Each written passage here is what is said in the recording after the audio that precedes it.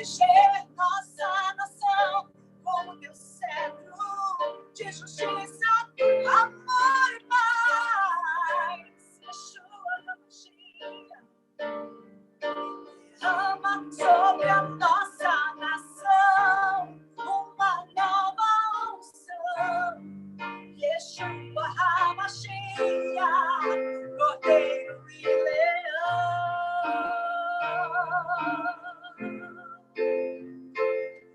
Na terra como no céu, Avinu Sheba Shammai, e Kadesh Pai nosso que estás nos céus, santifica o teu nome entre nós. Na terra como no céu, alinhamos a terra com o som do céu.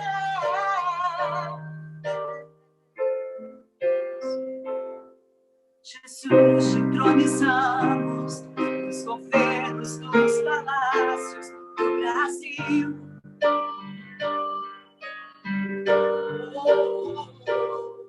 Jesus, te entronizamos nas famílias, nas cidades do Brasil e das nações. Oh, Jesus, Senhor Jesus. Jesus, te entronizamos nas escolas da cultura do Brasil e das nações. Jesus, te entronizamos nas finanças, na saúde, nas empresas, nas igrejas, nas lideranças, na arte, na cultura, nos esportes, em todas as áreas. Vem reinar como rei, venha o teu reino entre nós, venha o teu reino.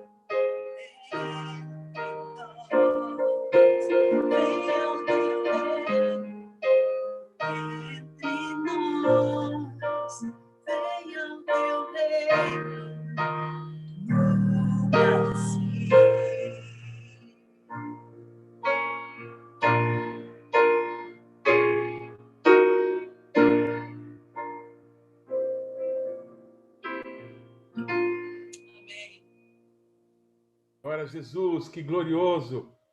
Pastor Aldacélia, que bênção, muito obrigado.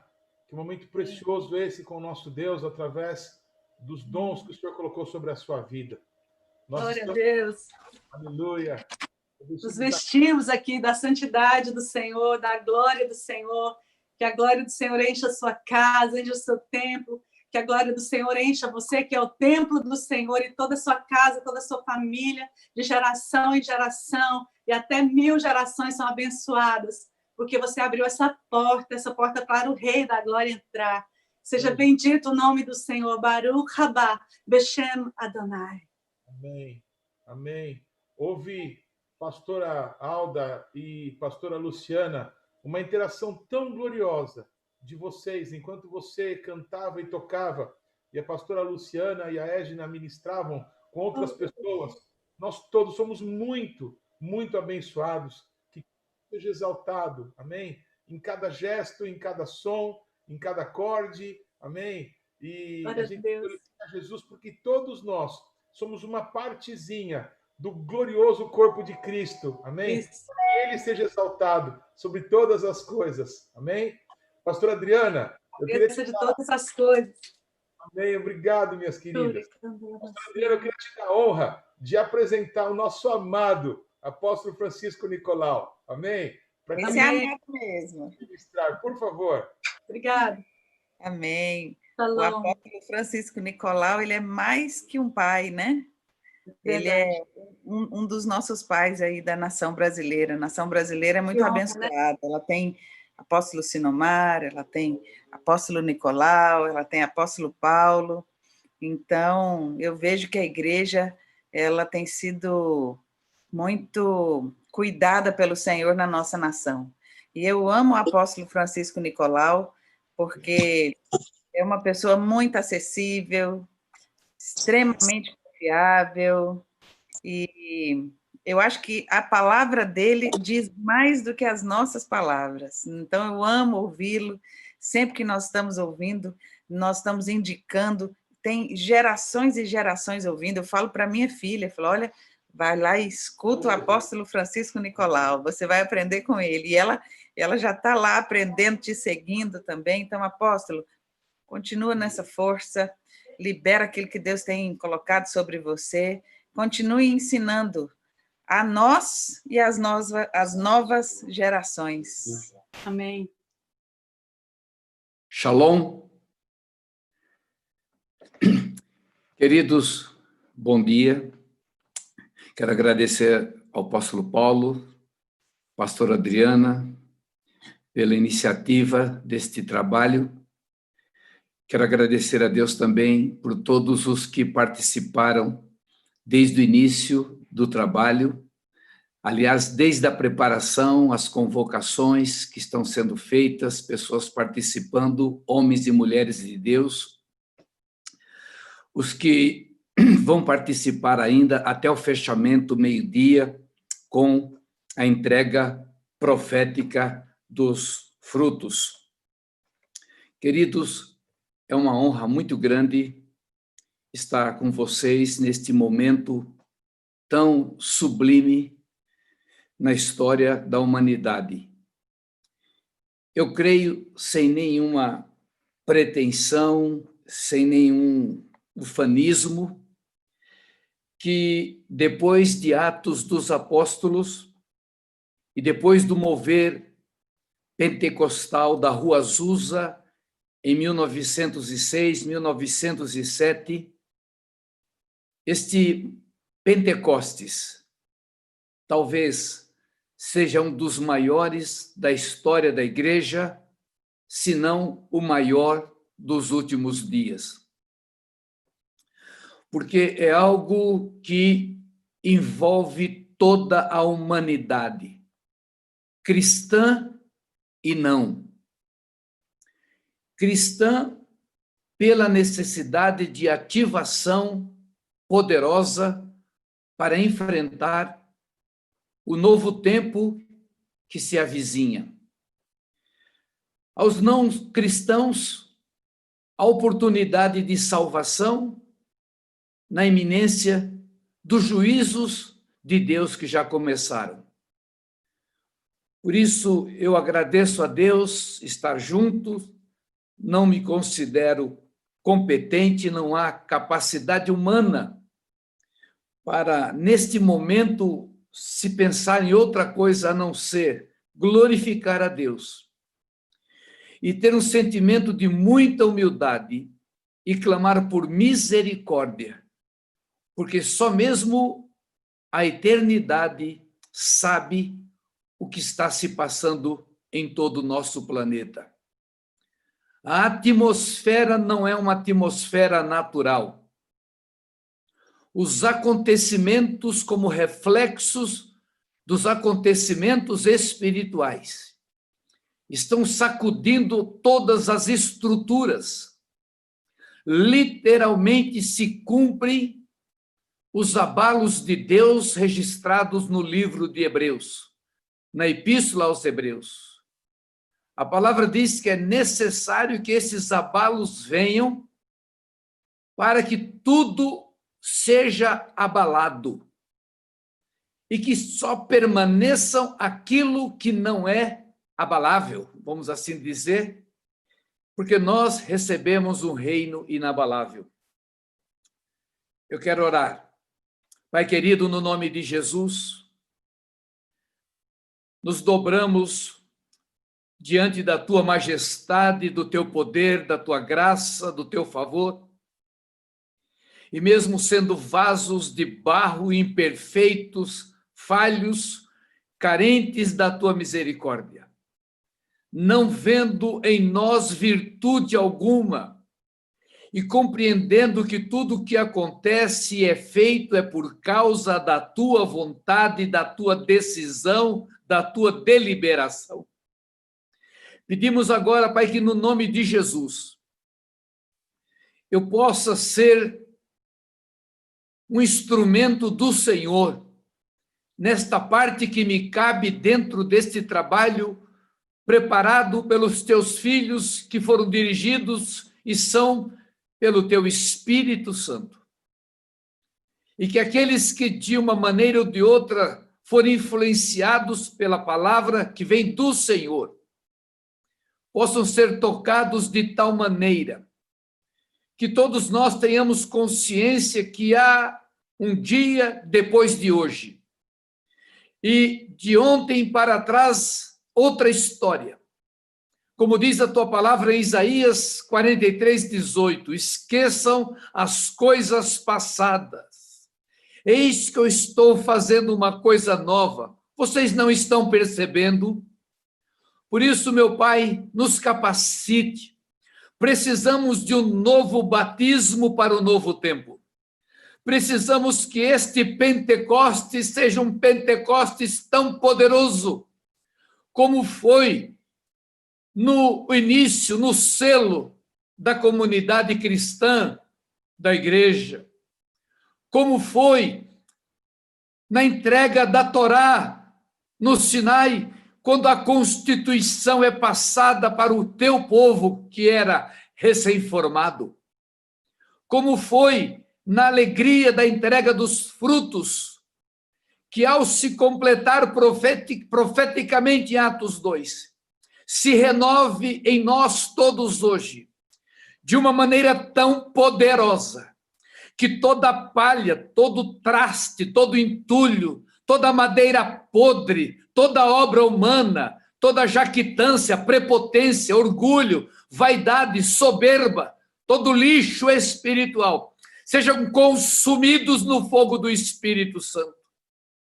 E que nós possamos sair vivos, inteiros, cheios do poder do alto, para como vasos refeitos na mão do oleiro, possamos ser capazes de reter a tua glória e refletir a tua glória em meio a uma humanidade moribunda pós-Covid-19, onde a sociedade estará estraçalhada, onde a economia mundial estará totalmente comprometida, onde os governos poderosos estarão tentando estabelecer domínio, onde os fortes tentarão sobreviver massacrando os mais fracos. Nesta hora, é a hora da tua igreja profética, é hora de um povo verdadeiramente chamado, eleito e fiel, é hora de brilhar a tua luz, a luz de Yeshua, que brilha em meio às trevas.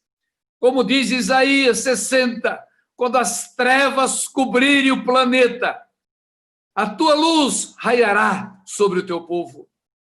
Ajuda-nos agora. Oramos em nome de Jesus. Amém.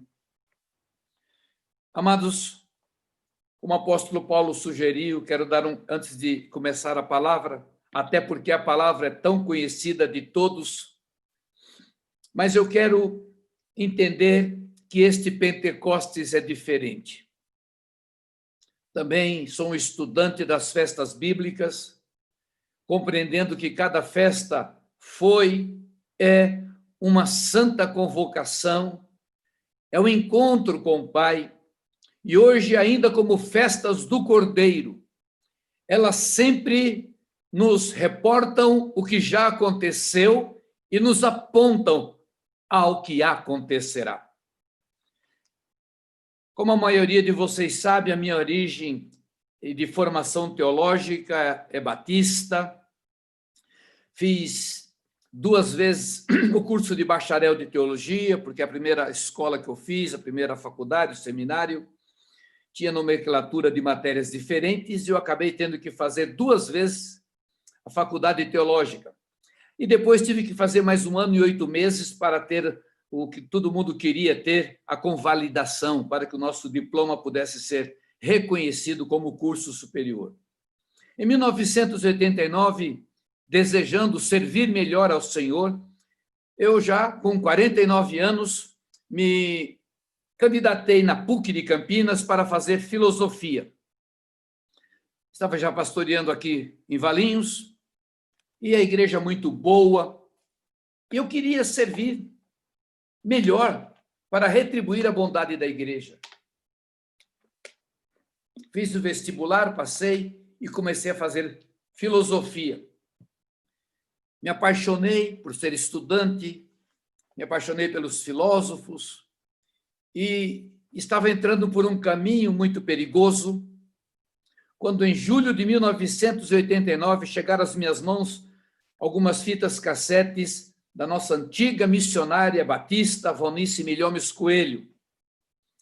Eu não tinha muito interesse em ver aquelas fitas, porque aquela irmã, segundo as orientações que recebíamos, tinha se desviado.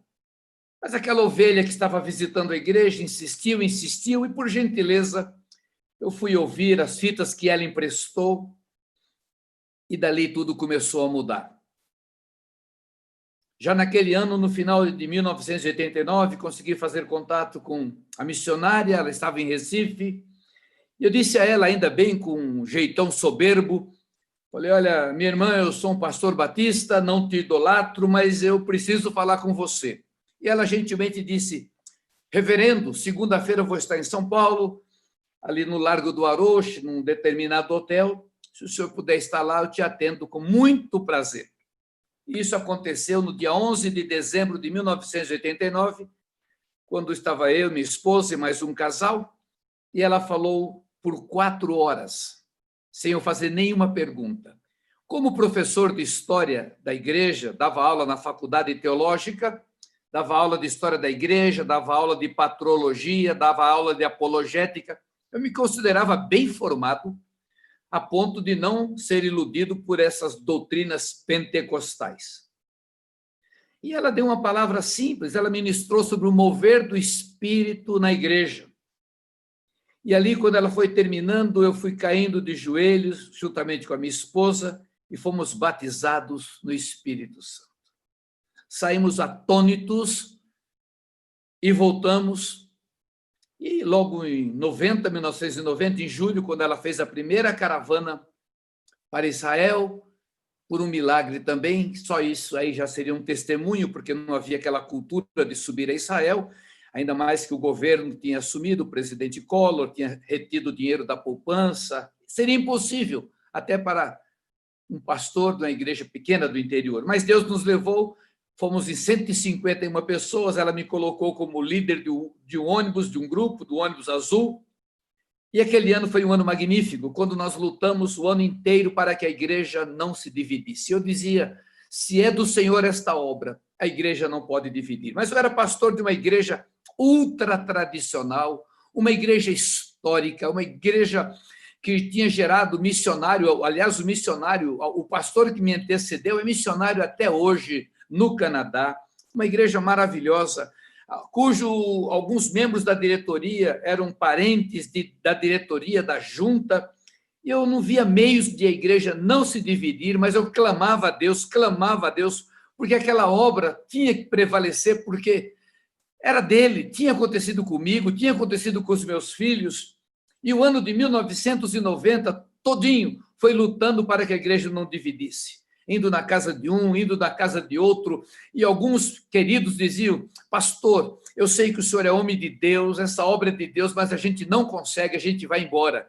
E eu ficava até meia-noite, mais da meia-noite, e de repente alguém orava em línguas. E contra fatos, não há argumento. E ali a família ficava, e foi assim até o final de 90. Mas no final dos anos 90, veio ao Brasil um homem chamado David Robertson, e ele falou muitos congressos, e falou principalmente ali na Casa de Portugal, e ele nos ensinou um segredo, orar em línguas, hora após hora, hora após hora, hora após hora. E ali também foi rema para mim, porque eu não entendia muito bem quando Jesus dizia, não fique repetindo a oração, não é pela repetição da oração que você é ouvido. Mas, ao mesmo tempo, Jesus falava, orai sem cessar, e Paulo também. E eu sempre fui de oração, minha família sempre foi de oração, orávamos por missões, pelos missionários, e por mais que eu estendesse a minha oração, orando por todos os missionários, por todos os familiares, por todas as pessoas que eu me lembrava, não passava de 1 hora e pouco, e terminava. como orar sem cessar. E eu pude entender que a única maneira de se orar sem cessar é orar no Espírito, orar em línguas, ora após hora. Porque isso é refrigério, isso é o descanso. E comecei a viver essa experiência de me deitar, orando em línguas, dormir, sonhava orando em línguas, era prazeroso, acordava orando em línguas, dirigia orando em línguas. E ali, quando vi isso, todo o Brasil já tinha aprendido nos congressos, e todo mundo orava em línguas, andando, você via as pessoas orando em línguas, e eu entendi que este orar em línguas era o sinal dos céus na vida do vaso de barro, era a manifestação do Espírito de Deus. E aquele orar em línguas não era algo que capacitasse o homem para, no sentido de caráter, mas capacitava para realizar as obras extraordinárias que fora e é confiado à igreja. A razão de orar em línguas. Janeiro de 1991, tenho o privilégio de ir no encontro no Vale da Bênção, onde eu escutei um homem chamado Shel Schober. E ali Deus fez uma transferência para a minha vida. Nós éramos umas 50 pessoas, e eu senti entrar no meu ventre as palavras daquele sueco de 2 metros de altura. Ele não tinha uma fita cassete, não tinha uma apostila, não tinha nada, porque tudo tinha extraviado. Aliás, a figura dele era até um pouco pitoresca, porque ele estava com a calça de uma cor, a calça dava para ver o tornozelo, porque ele era grandão, a meia de outra cor, que nada combinava. E ele era até uma figura interessante, mas a hora que ele abriu a boca, parou tudo, porque ele começou a abrir a boca em línguas, orando em línguas, aquele vozeirão, ali estremeceu e eu fiquei tremendo, sentado no chão, numa das salas do Vale da Bênção. E enquanto ele falava, eu sentia queimar o meu estômago, sentia queimar o meu ventre, e meu espírito recebia ali 4 palavras, 4 mensagens: conquistando cidades para Cristo, quebrando o domínio de Mamon, fechando as brechas para fazer a guerra espiritual e a posição do exército no corpo de Cristo. No último dia, ele nos levou, fomos no ônibus a 1h da manhã ao Marco Zero de São Paulo, demos 7 voltas na catedral, éramos somente nós e os bêbados rindo, e nós declarando lá, vai cair, falando as declarações. Na primeira volta, os bêbados atrás da gente, na segunda, na terceira, os bêbados fugiram com medo da gente. Saímos dali, fomos até a zona do Meretrício, Rua Aurora, Rua Timbiras, alta prostituição, declarando, amarrando espíritos, profetizando, subimos a Brigadeiro Luiz Antônio, atravessamos a Avenida Paulista, paramos em frente a uma emissora de TV que estava passando na época uma novela muito imoral, fizemos declarações dos bancos, ali com ele aprendemos sobre o jumento, se o jumento não servir a Deus, ele tem que quebrar o pescoço. E ali, sem eu saber, Deus estava me introduzindo em batalha espiritual, nível estratégico. Contei isso para Valnice, e ela estava realizando um trabalho, isso foi em janeiro de 91, e em maio de 91, no meu aniversário, inclusive, no dia 23 de maio, naquela semana, ela realizando em Recife, num clube chamado Internacional, e ali ela pediu para eu dar o testemunho, e eu tive a oportunidade de pregar aquelas 4 mensagens, porque em casa eu fui pesquisar e estudar, e quando eu preguei no retiro de carnaval da igreja, em fevereiro de 91, na madrugada, eu abalado com tudo aquilo que estava acontecendo, vendo pessoas caírem, eu pregando, as pessoas caindo, era algo inédito, não havia ainda esse mover, não se via isso. Na madrugada, eu atônito, Deus me deu Jeremias 4:19. Entranhas minhas, paredes do meu coração, não posso me calar, porque tu, ó minha alma, ouviste o sonido da trombeta e o alarido de guerra. E ali começava o meu ministério, o som da trombeta. Nem sabia o que fazer. E por conta de testemunhar no Clube Internacional, ali no trabalho da pastora Valnice, ainda não pastora naquela época, comecei a ser convidado, e fui convidado por um pastor de Campina Grande para falar sobre esses assuntos para a juventude norte e nordeste da denominação dele. Dali comecei a pregar no Brasil. E aí, depois eu descobri que aquilo tinha sido confiado a Deus, primeiramente a mim, porque eu comecei a pregar também nas igrejas daquelas pessoas que estavam no Vale da Bênção. E me lembro que um pastor do Rio de Janeiro, um médico, ele disse: eu estava lá e eu não vi isso que você viu, eu não recebi isso que você recebeu. E ele chegou até a questionar, eu falei: eu estava em pé com o pastor Jonathan no ônibus, ele disse: eu também estava em pé. Eu falei: então, um daqueles 3 era eu. Então, eu entendi que Deus ali estava confiando isso, sem ter nenhum material. Depois, sim, em 91, em outubro de 91, na Argentina, em 2 congressos que Deus me levou também, por ele levar, que eu não tinha conhecimento nenhum, a comunicação não era igual hoje, não tinha esse relacionamento que tem hoje.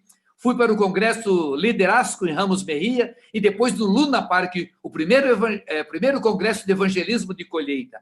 Lá eu pude comprar materiais de batalha espiritual, conquistas, e aí já estava trabalhando, enfrentando todo tipo de coisa terrível na área espiritual. Os pastores tinham prazer de me levarem para os lugares mais horríveis que vocês possam imaginar. Começamos a ter experiências com pessoas endemoniadas, com pessoas que levitavam, com pessoas que vomitavam objetos, com pessoas que tinham experiências que eu não quero dizer aqui, com demônios, coisas que eu não sabia o que fazer. Esposa de pastor me contando coisas na frente do marido, de tipo de possessão, e eu dizendo: Deus, como é que eu estou sobrevivendo a isso? E eu estou só contando isso para dizer a vocês que eu entendi tempos depois que o que me capacitou para estar trabalhando naquele nível de batalha espiritual, que é o nível apostólico e profético, foi por causa do batismo no Espírito Santo. Logo que aconteceu o batismo no Espírito Santo na minha casa, nos meus filhinhos que eram pequenos, e na igreja, eu esperava ver de imediato uma igreja altamente consagrada. E eu me frustrei, porque eu vi que todo mundo foi batizado, todo mundo tinha a evidência das línguas, mas eu detectava ainda pessoas sendo maledicentes, eu detectava ainda pessoas dando cheque sem fundo. Eu falava: Deus, para que serve?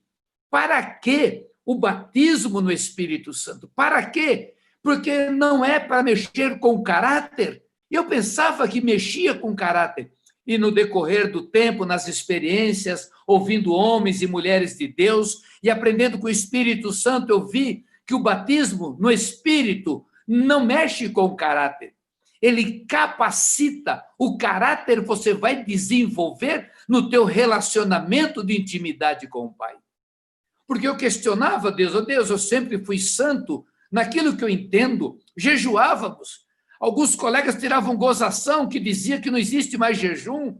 Líamos a Bíblia, eu fui formado, formei meus filhos e as igrejas que passei, tendo compromisso de ler a Bíblia todinha, todos os anos. Entregava certificado de leitura da Bíblia só para motivá-los. Sempre fui de palavra, palavra, palavra. Muitas vezes alguém me questionava no pentecostalismo: não adianta palavra sem poder. A Bíblia diz: errais não conhecendo as Escrituras e o poder de Deus. O Senhor é de palavra, o Senhor precisa do poder de Deus. E eu pregava o verdadeiro avivamento sem o pentecostalismo. Infantilidade minha. Então, compreendi que, mesmo depois do apostólico, eu pude compreender que os projetos de Deus são estabelecidos já na eternidade. O Salmo 139 diz que todos os nossos dias foram escritos antes que o primeiro dele existisse, quando nós éramos ainda uma substância informe. Então, o apostólico não entrou em 2001 na minha vida, nem na vida dos apóstolos aqui. Aqueles que já foram chamados, escolhidos para serem apóstolos, sempre o foram. Os que foram chamados para serem profetas, sempre o foram. Os que foram chamados para serem pastores, evangelistas e mestres, sempre o foram. O que ocorreu é que houve uma hora em que houve o reconhecimento. Porque jamais eu poderia ter trabalhado de 1991 a 2001, enfrentando o que eu enfrentei neste Brasil, especialmente na Bahia, onde eu praticamente comecei. Eu tinha quase que ponte aérea, Bahia, Rio de Janeiro, Bahia, Rio de Janeiro, Norte e Nordeste, e em vários lugares, São Paulo, e algumas vezes para o sul do Brasil.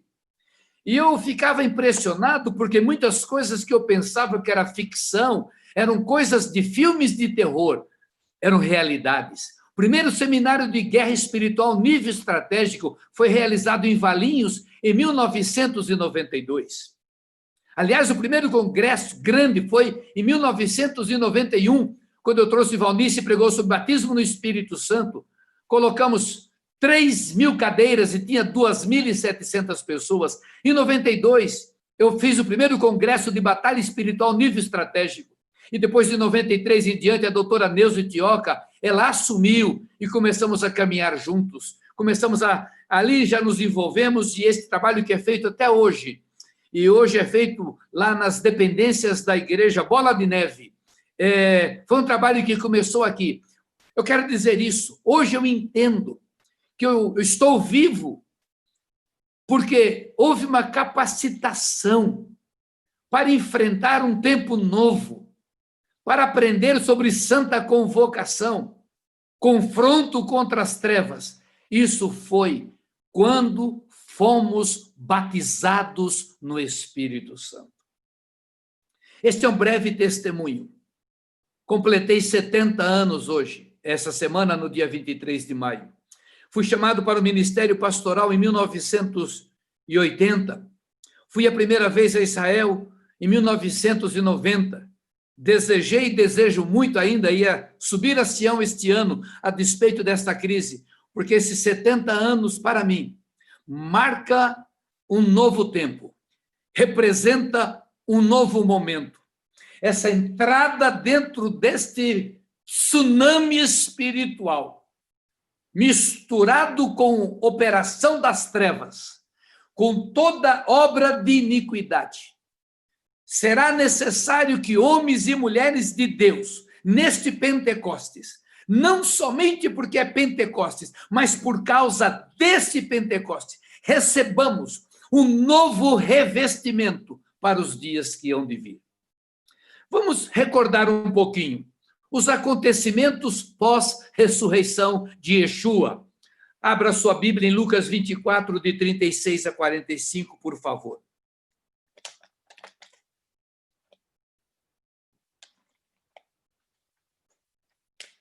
Jesus aparece aos seus discípulos depois de ressuscitado. Enquanto falavam sobre isso, o próprio Jesus apresentou-se entre eles e lhes disse: paz seja com vocês. Eles ficaram assustados e com medo, pensando que estavam vendo o Espírito. Ele lhes disse: por que vocês estão perturbados e por que se levanta dúvidas no coração de vocês? Vejam as minhas mãos e os meus pés, sou eu mesmo, toquem-me e vejam. Um espírito não tem carne nem ossos, como vocês estão vendo que eu tenho. Tendo dito isto, mostrou-lhes as mãos e os pés. E por não crerem ainda, tão cheios estavam de alegria e de espanto, ele lhes perguntou: vocês têm aqui algo para comer? Deram-lhe um pedaço de peixe assado e ele comeu na presença deles. E disse-lhes: foi isso que falei enquanto eu estava com vocês. Era necessário que se cumprisse tudo o que a meu respeito está escrito na lei de Moisés, na Torá de Moisés, nos profetas e nos salmos, na Taná. Então, lhes abriu o entendimento para que pudesse compreender as Escrituras e lhes disse: está escrito que o Cristo haveria de sofrer e ressuscitar dos mortos no terceiro dia, em que em seu nome seria pregado o arrependimento para perdão de pecados a todas as nações, começando por Jerusalém. Vocês são testemunhas dessas coisas. E agora atente para o verso 49. Eu envio a vocês a promessa de meu Pai, mas fiquem na cidade até serem revestidos do poder do alto. Fiquem nas cidades até serem revestidos do poder do alto. Vamos para a mesma história ampliada, porque João amplia um pouquinho. Então, abra sua Bíblia em João 20, de 19 a 23, É a mesma cena, é a mesma cena. João 20, de 19 a 23. Ao cair da tarde, naquele primeiro dia da semana, estando os discípulos reunidos à porta trancadas, por medo dos judeus, Jesus entrou, pôs-se no meio deles e disse: paz seja com vocês. Tendo dito isto, mostrou-lhes as mãos e o lado. Os discípulos alegraram-se quando viram o Senhor. Novamente Jesus disse: paz seja com vocês, assim como o Pai me enviou, eu os envio. E com isso soprou sobre eles e disse: recebam o Espírito Santo. Recebam o Espírito Santo. Como é que ele diz? Permaneçam na cidade até receberem a promessa. Aqui, neste texto, na mesma cena, esse Espírito Santo que eles estavam recebendo é aquele que eu pensei que eu tinha como salvo, como todos salvos, ou como todo salvo tem. É a recriação, é o novo nascimento. Então Jesus sopra, da mesma maneira que Deus soprou o boneco de barro sobre Adão, da mesma maneira que Adão foi feito aquele boneco e Deus soprou a vida de Deus dentro dele. Aqui Jesus está recriando os seus discípulos espiritualmente. Por isso que na sequência, no 46 a 49, repetido o verso 49, que é depois que Jesus sopra o Espírito, eles são recriados, Jesus fala: permaneçam na cidade até que sejam revestidos de poder. É interessante, é muito interessante o paralelo, porque em Atos 1, de 1 a 5, mostra algo fantástico para nós hoje. Eu gosto muito de profecia, o apóstolo é profeta. O apóstolo é profeta. Nem todo profeta é apóstolo, mas todo apóstolo é profeta. E se Deus deixasse escolher, eu preferia ser profeta que apóstolo. Porque o profeta gera, o profeta é demais. O profeta tem faro, o profeta é maravilhoso, derruba, levanta reinos ímpios. Mas a Bíblia mostra paralelos, repetições, coisas que acontecem no momento, aponta para o futuro. Os discípulos estavam sendo treinados numa quarentena, literalmente. Não é quarentena de 14 dias, quarentena de 40 dias, Atos de 1 a 5.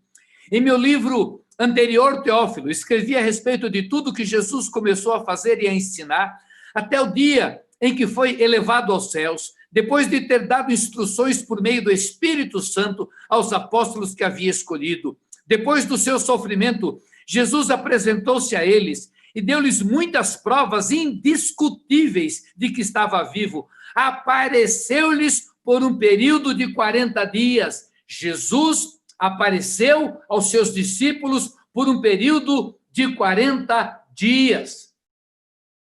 Ele já tinha passado 3 anos e meio ensinando, vivendo dia a dia.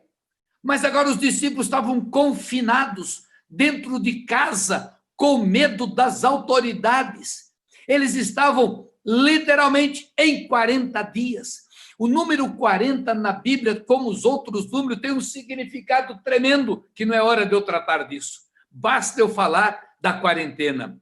Falando acerca do reino de Deus, certa ocasião, enquanto comia com eles, deu-lhes esta ordem: não saia de Jerusalém, mas esperem pela promessa de meu Pai, da qual falei a vocês. Pois João batizou com água, mas dentro de poucos dias vocês serão batizados com o Espírito Santo. Após a morte e ressurreição de Jesus Cristo, ainda foi necessário um encontro especial entre o Mestre e os seus discípulos, mesmo com a obra completa. São tempos especiais que Deus usa para tratar, Deus usa para provar seus filhos, muitas vezes com provas duras no deserto, muitas vezes em solidão. Quem não está sendo tratado agora, tome cuidado, porque você pode até ser um bastardo e não filho, porque Hebreus fala, Hebreus capítulo 11, todo capítulo 12, principalmente do verso 5 em diante, se você é filho e não é disciplinado, atenta, porque se os pais humanos disciplinam os filhos, quanto mais o Pai Celestial. Toda disciplina no princípio não parece coisa boa, mas ela redunda depois em glória. Deus nos colocou dentro de casa para nos disciplinar. Deus nos colocou para falar conosco, para quebrar a nossa jactância, a nossa prepotência, o nosso achismo, o nosso desejo de levantar o nosso império, para nós escaparmos do espírito de Nimrod, de construir uma cidade para o seu nome, de construir uma denominação que fique conhecida, uma denominação que tenha milhares e milhares e milhares, uma denominação poderosa. Isso para Deus é nada. Grande Abraão, ele foi treinado no deserto, ele foi treinado no isolamento. Abraão não tinha comunicação dos posteriores a ele, nem ouso dizer como a nossa. Com quem Abraão falava? Aonde Abraão lia? Lia o quê? Deus falava por sonho. Você vai ser pai. Vão ser abençoadas todas as famílias da terra. Quando? Com 76 anos? Com 78? Quem sabe com 80? Não 85? Não, talvez 90. E o seu corpo estava amortecido, e o da sua mulher também, diz a Bíblia. Com 99 anos, Deus chega a Abraão e diz: Abraão,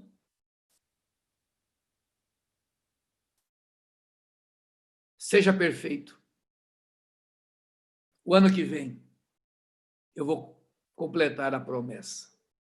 Com 100 anos, sua esposa com 90 anos.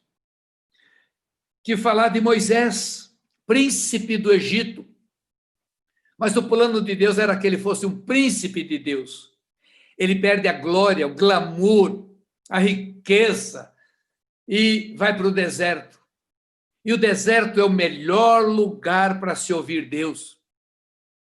É no deserto que você tem experiência, porque você não tem subsídio, você não tem nada do lado. O que você tem não resolve, o teu dinheiro não compra. No deserto, você, se não se agarrar a Deus, você fica mal, porque no deserto só tem cobra e escorpião. Foi no deserto que Deus trabalhou com Moisés. Foi no deserto que Deus trabalhou com Davi. Foi nos desertos, foi no sofrimento, foi na caverna de Adulão, foi em En-Gedi que Deus falou com Davi os famosos salmos, quando ele fugia de Saul, quando ele fugia de Absalão, quando ele fugia, ele clamava do deserto a Deus. Foi no deserto, quando a gente lê a história de Shaul Rachalia, de Paulo, o emissário, o enviado, o apóstolo, parece que ele se converteu e já estava operando. Não. Ele foi para Damasco, ele foi para o deserto, ele foi quebrado para ter a maior revelação do mistério de Cristo, que é a igreja. E tantos outros. Quando começou essa crise, colegas de Deus, homem santo, um ligou: Nicolau, nós temos que amarrar esse demônio. Nicolau, fala para os teus colegas pastores aí do Brasil, Nicolau, que nós temos que amarrar esse vírus, que isso é do diabo.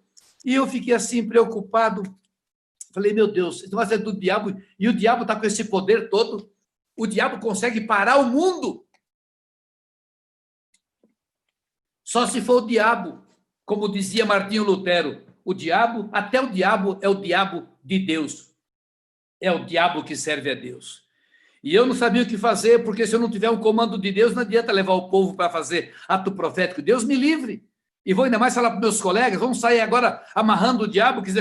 E aí Deus, pela sua misericórdia, me deu um texto. Como eu disse a vocês, eu leio com meu povo a Bíblia todo ano, e mais do que uma vez.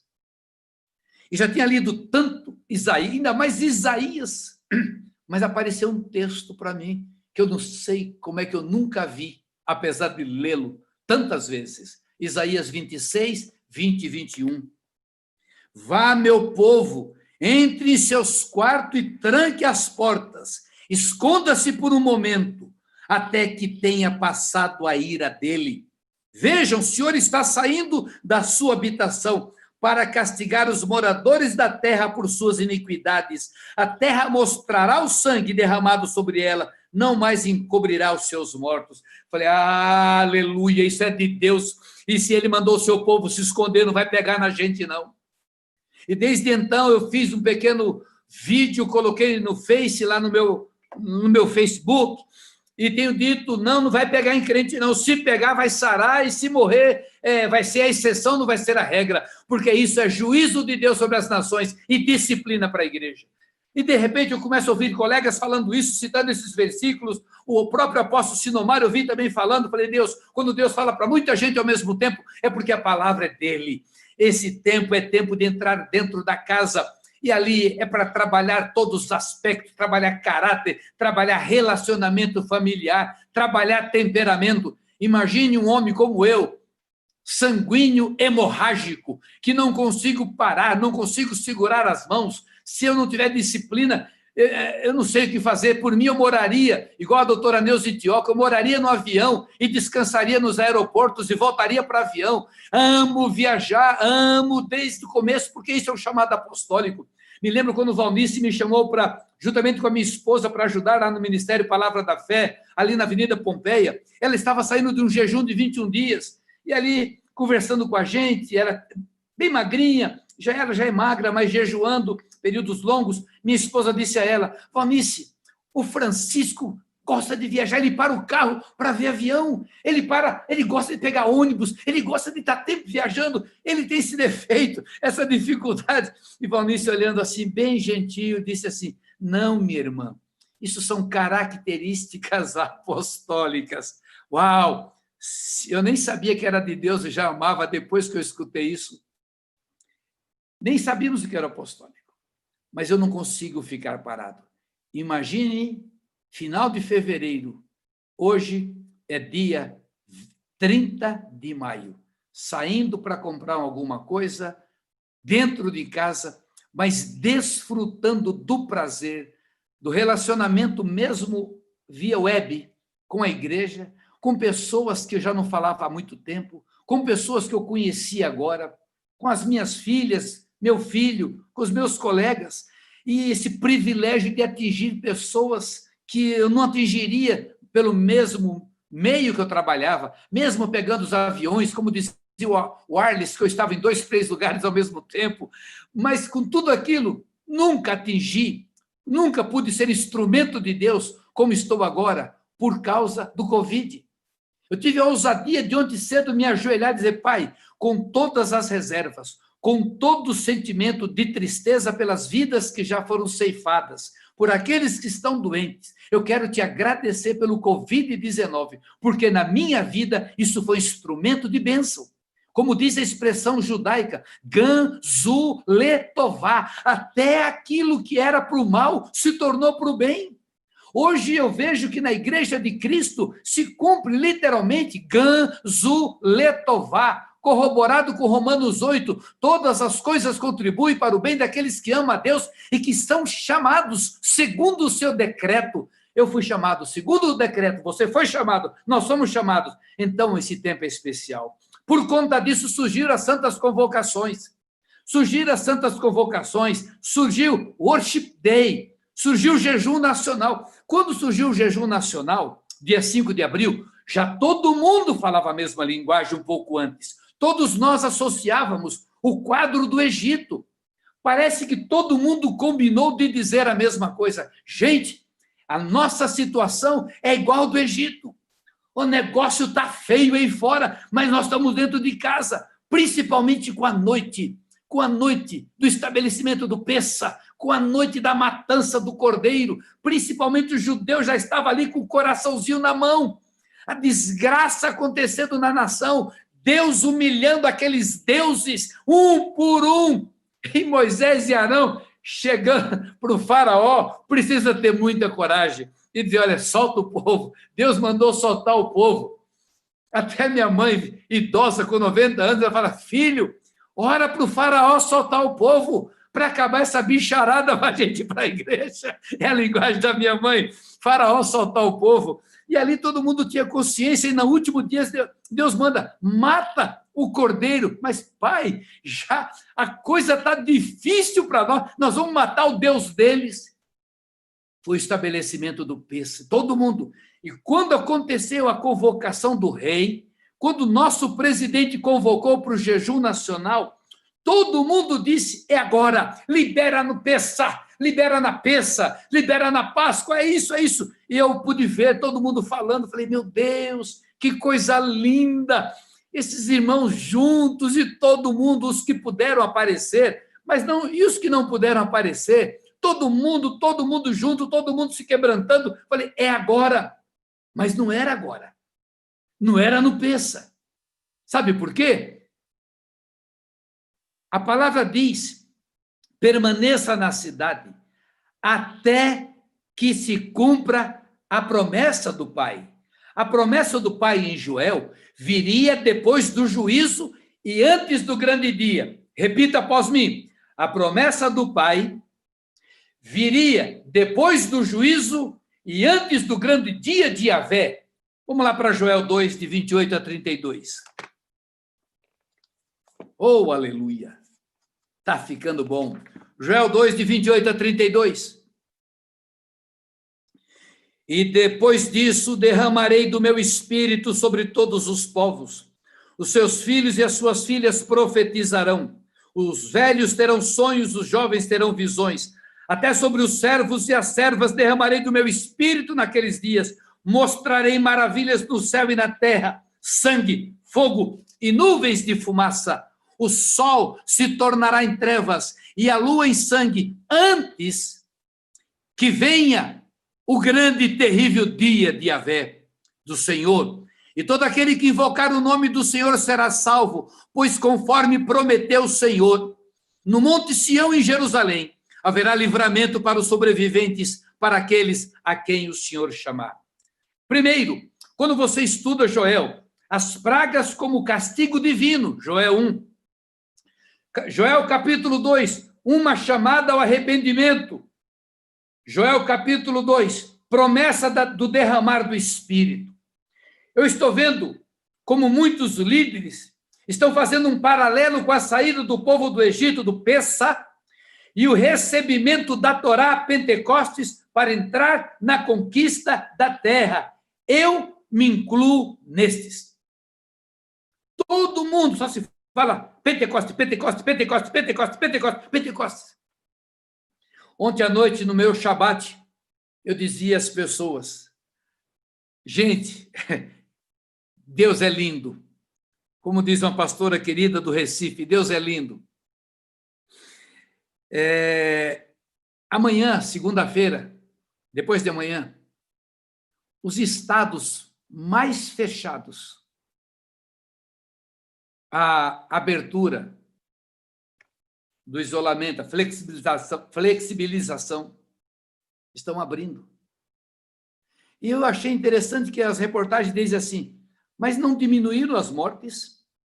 Ninguém atingiu o patamar ideal, que é um isolamento com menos de 50%.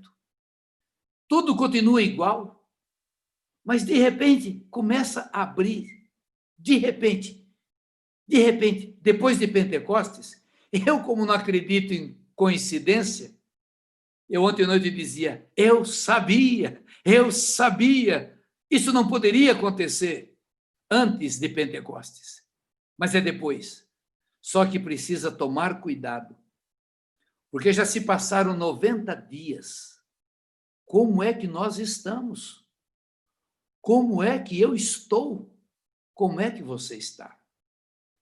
Porque nós estamos precisando e estamos recebendo um novo Pentecostes para o novo tempo. Eu sei que está todo mundo falando que tudo vai mudar, tudo vai mudar, tudo vai mudar. Tudo já mudou. Tudo já mudou. Nós não encontraremos nada mais igual. Nada. A economia para arrumar, com muita oração, com muito trabalho, com todo mundo querendo. Num país, vamos supor, que não tivesse oposição, onde todo mundo se unisse para recuperar. vai levar anos. Achatamento salarial. Pessoas para recuperar renda. Pessoas que estarão passando fome porque vive do que ela vende, do que ela ganha diariamente. R$600 não vai resolver e vão parar os R$600. Empresas, pessoas que foram demitidas não voltam mais. As que voltarem, voltam com outro salário. As que voltarem. A igreja não vai mais ser a mesma. Primeiro, porque nem pode ser. O nível de santidade deve ser outro. O entendimento de igreja local vai cair muito. Vai ser muito importante a família local, mas aquele orgulho de igreja local, a minha igreja, aquela igreja, isso vai desaparecer completamente. Porque não é bíblico. A igreja em Corinto, a igreja em Éfeso, a igreja em Esmirna, a igreja em Pérgamo, a igreja em Filadélfia. Em que prédio? Que prédio? Em Corinto? Aqui está na casa de Maria? Aqui está na casa de Filemão? Aqui está na casa de Áquila e Priscila? Ou na casa de Trifena e Trifosa? Levando um grupo a Israel, parei na Turquia, numa viagem à Turquia, um líder, um seminarista, encostou perto de mim. Nós estávamos em antiga Esmirna, e ele falou: pastor, onde está a igreja de Esmirna? Eu olhei e eu senti vontade de chorar. Falei: você está querendo saber onde tem algum prédio? Não, não tem. Não tinha. Aquele avivamento que aconteceu na Ásia Menor, na Turquia, não tinha prédio. Prédio apareceram depois de Constantino. Um salão Paulo alugou para dar um treinamento de 1 ano e meio. A escola de Tirano. Você não vai achar prédio. Não procura prédio. A tristeza é que a igreja aqui foi avivada nos anos 100, a 200, e hoje menos de 1% é igreja. Então você não vai encontrar aqui nem prédio nem gente. Porque talvez as pessoas associaram igreja com prédio. Então, talvez isso alimente aqueles que falam o sem igreja, aí já é outro problema. Aí é outro problema que não é o que me interessa agora. Mas em Atos 4, de 25 a 33, diz o seguinte, estou terminando Atos 4,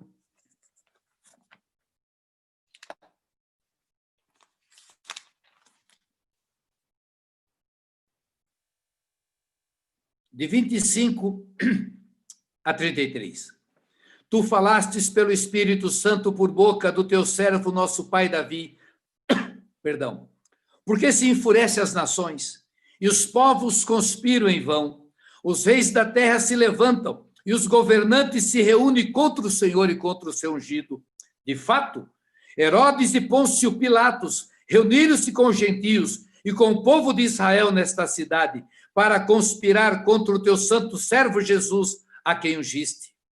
Fizeram o que o teu poder e a tua vontade havia decidido de antemão que acontecesse. Agora, Senhor, considera as ameaças deles e capacita os teus servos para anunciarem a tua palavra corajosamente. Estende a tua mão para curar e realizar sinais e maravilhas por meio do nome do teu santo servo Jesus. Depois de orarem, tremeu o lugar em que estavam reunidos. Todos ficaram cheios do Espírito Santo e anunciavam corajosamente a palavra de Deus.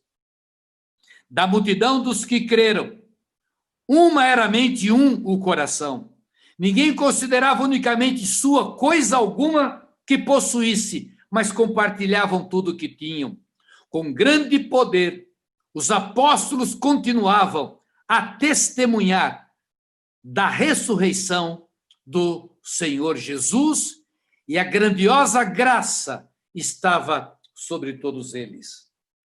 Num tempo de grandes desafios, precisamos do poder do alto para operarmos no sobrenatural. Não é qualquer palavrinha, não é qualquer folhetozinho. Eu sou do tempo do folheto, eu panfletei com a igreja, com os jovens, sei do valor, sei de pessoas que se converteram com folhetos. fiz cultos ao ar livre, aos montes. Passava uma vergonha quando jovem, mas eu ia, participei de muitos, preguei. Mas eu creio que hoje a estratégia, ainda que essas não estejam descartadas, mas vai precisar de um pouco mais. Agora vai precisar dos sinais apostólicos. Agora vai precisar dos sinais de poder, que somente pela capacitação do Espírito Santo nós seremos ouvidos. Você vai ter que mostrar a cura na tua vida. Eu era cego e enxergo. Eu era doente e fui curado. Agora é a hora de mostrar os resultados da fé, do batismo no Espírito Santo. Uma grande multidão estará nos esperando pós-Covid-19. Não nos esperando de braços abertos, porque nós vamos encontrar pessoas arrasadas, pessoas frustradas, pessoas desanimadas. Porque muitas perderam parentes, emprego, perderam a sua condição, porque alguns não teriam onde morar. Deu para negociar agora enquanto estamos na crise, mas depois vai ter que pagar o aluguel. Nós precisamos estar alinhados com o Espírito Santo de Deus para buscarmos as estratégias corretas para a colheita. Esqueça os manuaizinhos, não vá com nada pronto, já tem gente preparando, já tem gente com projeto só pedindo a chancela de Deus. Deus, eu estou com um plano perfeito. Se o senhor concordar, esquece.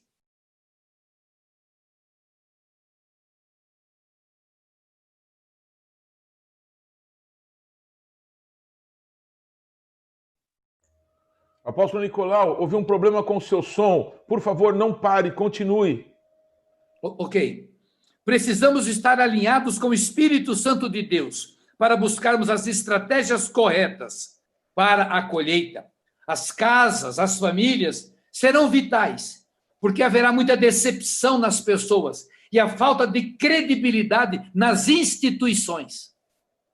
Muitas pessoas perderão empregos, patrimônios, familiares, sentirão frustração, entrarão em depressão, desânimo, desespero. Eu creio que vai ser a hora de nós entrarmos na ministração baseado em duas palavras da Bíblia, tzedakah e recebe, justiça e misericórdia. Há 20 anos atrás, Deus me deu uma palavra, fartura, fome e milagres, que viveríamos um tempo de fartura e um dia chegaremos um tempo de fome. Naquele período de fome, a igreja se levantaria e teria o pão do céu e o pão da terra. Casas do pão, casas celeiros. Isso foi tão forte que na época a igreja falava, nós cantávamos e criávamos um corinho, há pão na tua casa, há pão na tua casa, há pão na tua casa. Minha filha, pastora André, dizia, pai, nós temos que preparar celeiros, porque é o tempo de Amós. E hoje chegamos no tempo de Amós. As pessoas estão de um lado a outro procurando palavra. Ninguém quer mais ir para a igreja para escutar piada. Ninguém quer mais escutar mentira. Ninguém aguenta mais a teologia da prosperidade, que vai ter problemas agora após Covid-19. As pessoas têm fome e sede da palavra de Deus. As pessoas querem algo que venha do céu. E as pessoas conseguem discernir o que é de Deus e o que é do homem, por causa do Espírito Santo. Vai ser preciso ter algo, vai ser preciso ter algo a mais, vai ter que ter algo de Deus. Será preciso levar uma mensagem poderosa, com um testemunho de vida que testifique a mensagem. Que Deus nos ajude. Vou orar por vocês e por mim. Pai, obrigado por este tempo. Peço que o teu Santo Espírito queime toda a palha, o que foi falado e é desnecessário, mas que ative aquilo que é do Senhor, que seja como algo precioso, como uma essência que possa diluir dentro do coração de cada ouvinte, e que nós possamos, pela graça e misericórdia do Senhor, sairmos de cabeça erguida, porque a tua palavra diz que o Senhor é o levantador da nossa cabeça. Não sair com orgulho, nem soberba, mas com o coração contrito e quebrantado, sabendo que, como aconteceu com Radassa, será que nós não estamos vivos para esta hora, para este tempo? Eu creio que sim, porque tudo do Senhor tem propósito. Ajuda-nos a sermos recebidos e contados por Jesus, lá no final de Apocalipse, quando diz: e o Cordeiro venceu, e com ele estavam os chamados, os eleitos e os fiéis. Que esse batismo novo venha sobre nós para cumprirmos a nossa chamada e o nosso destino profético, e nós daremos unicamente ao Senhor toda a honra e toda a glória, em nome de Jesus. Amém. Deus abençoe a todos.